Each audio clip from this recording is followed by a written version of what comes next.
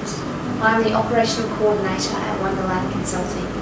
We are an Australian registered migration agent, MARA number 0961448 in Perth, catering to a wide range of applicants from across the globe.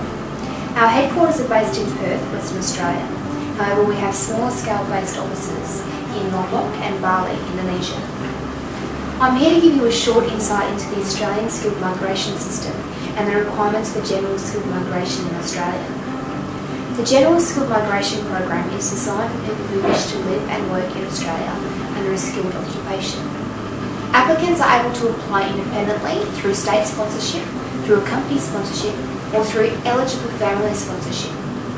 There are several basic requirements that the applicant must meet in order to apply for a General Skilled Migration Program.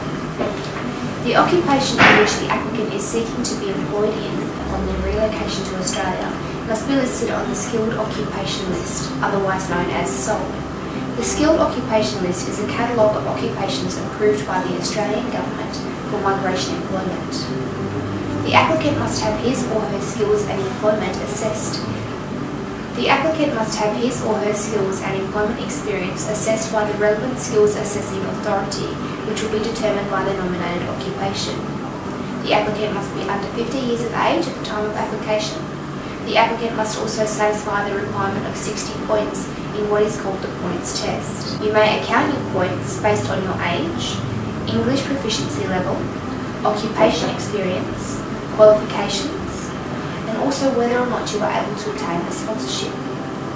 The applicant must also meet the minimum English standards, which is a score of 6 in an IELTS test. If you score above 6, you will be eligible for further points in the just mentioned points test. The Consolidated Skilled Occupations List, otherwise known as the CSOL, is a catalogue of approved occupations for skilled migration purposes. If your occupation is not on the list, you may not be eligible for skilled migration. If your occupation is listed, you may be eligible for one of the skilled migration options. The CSOL is reviewed on an annual basis and occupations may be removed or added based on the needs and skill shortages of the Australian economy.